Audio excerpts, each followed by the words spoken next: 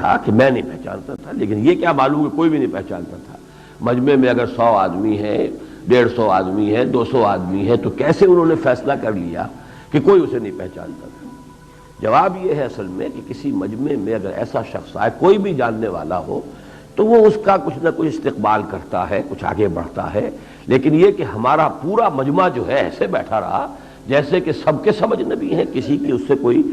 پہلے کا کوئی تعارف ہے ہی نہیں، کسی نے اسے گریٹ کیا ہی نہیں، کوئی جیسچر کسی کی طرف سے ایسا نہیں آیا کہ جس سے کوئی مانوسیت یا پرانی جو ہے واقفیت کا کوئی ثبوت ملتا ہو۔ تو اس سے انہوں نے اندازہ لگایا کہ کوئی بھی ہم میں سے انہیں پہچانتا بھی نہیں تھا۔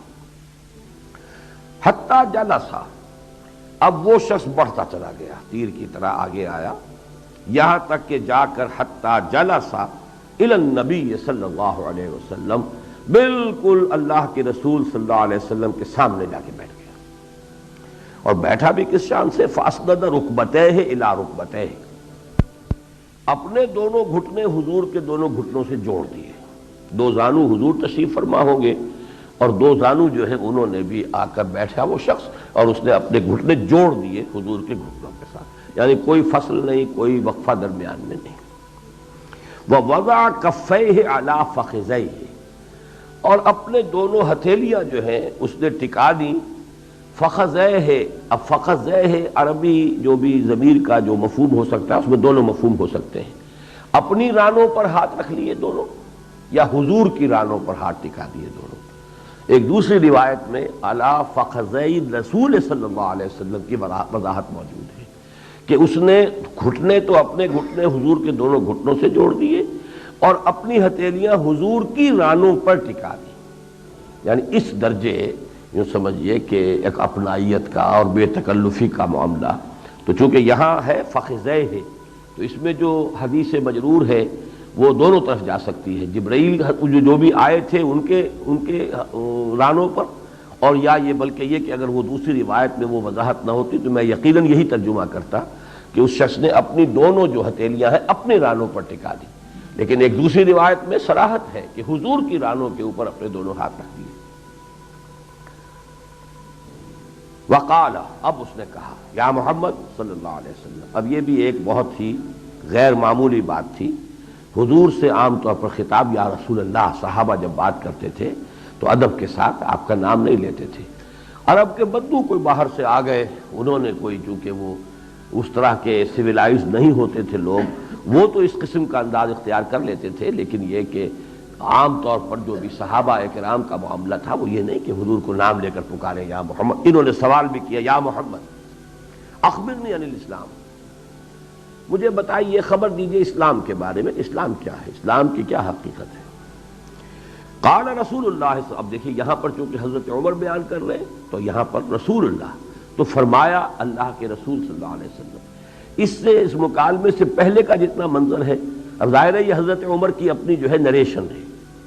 اس منظر کو جس طریقے سے کہ حضرت عمر نے بیان کیا ہے اس میں تو اختلاف ہو سکتا ہے، ہر شخص اس منظر کو بیان کرے گا تو وہ اپنے الفاظ میں بیان کرے گا، اپنی کسی کے نزدیک کوئی خاص پہلو زیادہ اہم ہوتا ہے کسی منظر میں، کسی واقعے میں وہ اس کو نمایاں کر دے گا، تو اس یہاں تک کا تو اختلاف جو ہے اس کے اندر کوئی سرے سے اہمیت نہیں، لیکن جیسا کہ میں نے عرض کیا کہ متن میں بھی کچھ اختلافات موجود، بہت ہی مائنر ہیں۔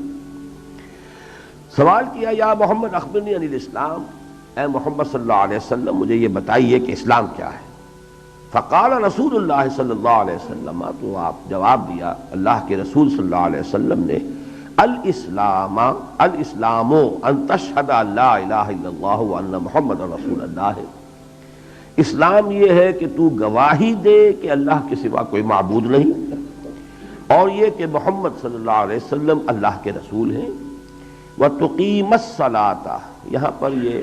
کتابت میں خاصی غلطیاں ہیں، یہ تقیمو نہیں ہے، تقیمہ، ان کے بعد جو ہے جو فعل مضارع جتنا آئے گا وہ منصوب ہوتا چلا جائے گا۔ وَتُقِيمَ الصَّلَاةَ وَتُؤْتِيَ الزَّكَاةَ وَتَصُومَ رَمَضَانَ وَتَحُجَّ الْبَيْتَ إِنِ اسْتَطَعْتَ إِلَيْهِ سَبِيلًا، اسلام یہ ہے کہ تو گواہی دے کہ اللہ کے سوا کوئی معبود نہیں، اور محمد صلی اللہ علیہ وسلم اس کے رسول ہیں، اور نماز قائم کرے، اور زکوٰۃ ادا کرے، اور روزے رکھے رمضان کے، اور حج کرے اللہ کے گھر کا اگر تجھے اس کے سفر کی استطاعت ہے، اس کے اخراجات، اس کے لیے صحت، جو بھی ضروری مسائل ہیں سفر کے وہ اگر دستیاب ہے تو حج کرے۔ قال صدقت، اب اس نے کہا آپ نے صحیح کہا، درست کہا۔ فعجبنا له، حضرت عمر فرماتے ہیں اب ہمیں بڑا تعجب ہوا اس شخص پر، یسألہ ویصدقہ، پوچھتا بھی ہے تصدیق بھی کرتا ہے۔ یہ انداز تو معلم کا ہوتا ہے، سائل کا تو نہیں ہوتا۔ معلم اپنے شاگرد سے سوال کرے اور وہ شاگرد جواب دے، ہمیں ٹھیک کہا تم نے، ٹھیک جواب دے دیا۔ تو یہ بات کون ہے یہ شخص کہ جو یہ انداز اختیار کر رہا ہے رسول اللہ کے ساتھ صلی اللہ علیہ وسلم کہ آپ نے جواب دیا، اس نے کہا صدقت، تصویب کی کہ آپ نے صحیح کہا، درست کہا، بات صحیح کہہ دی۔ فعجبنا لہ، تو ہمیں تعجب ہوا اس پر، یسألہ ویصدقہ، کہ سوال بھی کرتا ہے حضور سے صلی اللہ علیہ وسلم اور تصدیق کر رہا ہے۔ قال فاخبرنی عن الایمان، اب اس نے دوسرا سوال کیا، مجھے بتائیے ایمان کیا ہے، ایمان کی حقیقت کیا ہے۔ فرمایا ان تؤمن باللہ وملائکتہ وکتبہ ورسلہ والیوم الآخر وتؤمن بالقدر خیرہ وشرہ، قال صدقت۔ حضور نے جواب دیا ایمان یہ ہے کہ تو یقین رکھے اللہ پر اور اس کے فرشتوں پر اور اس کی کتابوں پر اور اس کے رسولوں پر اور یوم آخر پر، پچھلے دن پر، آخری دن پہ، وتؤمن بالقدر، اور یہ کہ تقدیر پر بھی ایمان رکھے، اس کے خیر پر بھی اس کے شر پر بھی۔ قال صدقت، اس شخص نے پھر کہا کہ آپ نے صحیح کہا، جواب صحیح ہے۔ قال فاخبرنی عن الاحسان، اب تیسرا سوال کیا، اب مجھے بتائیے احسان کیا ہے۔ میں اس کی وضاحت بعد میں کروں گا، اس لیے کہ ایمان، اسلام یہ تو ہماری جانی پہچانی معروف اصطلاحات ہیں۔ احسان ایک ایسی مظلوم اصطلاح ہے ہمارے دین کی، قرآن کی، سنت کی، حدیث کی، جس پر ایک اور اصطلاح نے آ کر جو ہے اس کو چھپا دیا ہے، اس کو دبا دیا ہے، لوگوں کے ذہنوں سے اسے محو کر دیا ہے۔ وہ اصطلاح جو ہے جو بالکل خارجی اصطلاح ہے، اس نے آ کر اصل میں اس اصطلاح جو ہے اس کو لوگوں کی نگاہوں سے اوجھل کر دیا ہے، اس کے لیے آڑ بن گئی ہے، حجاب بن گئی ہے۔ اس لیے اسلام، ایمان یہ معروف الفاظ ہیں، لیکن احسان اس کے بارے میں وضاحت کی ضرورت ہوگی۔ قال فاخبرنی عن الاحسان، اب پوچھا انہوں نے، اس شخص نے کہ اب مجھے بتائیے احسان کیا ہے۔ قال ان تعبد اللہ کانک تراہ،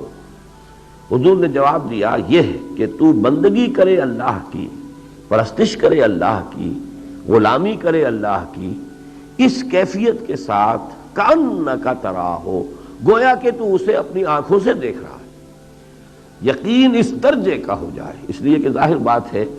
کہ انسان کو جس شے پر یقین حاصل ہو اس کے لیے اگر آپ تعبیر کرنا چاہیں، بھائی میری آنکھوں دیکھی بات ہے، اب یہ آنکھوں دیکھی بات سے آگے اب اور کون سا درجہ ہے یقین کا، اس کے بارے میں اب اس سے آگے ہمارے زبان بھی میں کوئی اور ذریعہ ہی نہیں ہے کہ اس کو بیان کیا جا سکے۔ تو یقین اس درجے کا، کانک تراہ ہو، گویا کہ تم اسے دیکھ رہے ہو۔ یہاں کانک ہے، گویا کہ، یہ نہیں کہا کہ تم دیکھ رہے ہو، گویا کہ تم اسے دیکھ رہے ہو، یعنی یہ در حقیقت یقین، اللہ پر ایمان اور یقین کی گہرائی اور شدت، اس کی انٹینسٹی کے ظہور کے لیے، اس کے اظہار کے لیے، اس کی تعبیر کے لیے یہ اسلوب ہے، کانک تراہ۔ فإن لم تکن تراہ، تو اگر تو اسے نہ دیکھ رہا ہو، یا چاہے تو اسے نہیں دیکھتا، یا یہ میں بعد میں وضاحت کروں گا جو یا کر کے کہہ رہا ہوں، یا اگر یہ کیفیت میسر نہ ہو سکے، فإنہ یراک، تو یہ تو کم سے کم کیفیت حاصل ہو جائے کہ استحضار رہے، یقین رہے ہر وقت کہ اللہ تمہیں دیکھ رہا ہے۔ قال فاخبرنی عن الساعہ، اب چوتھا سوال کیا، اب مجھے بتائیے کہ قیامت کے بارے میں، کہ قیامت کب آئے گی۔ قال ما المسؤول عنها بعلم من السائل، حضور نے فرمایا کہ جس سے سوال پوچھا جا رہا ہے وہ زیادہ باخبر نہیں ہے پوچھنے والے سے۔ اب اس میں دو امکانات ہیں، اب تک جو بھی ہم نے پڑھا ہے، یا تو حضور نے خود بھی اس شخص کو نہیں پہچانا، عام آدمی سمجھا ہے، تب تو اس کا مطلب یہ ہوگا کہ جیسے تمہیں نہیں معلوم مجھے بھی نہیں معلوم،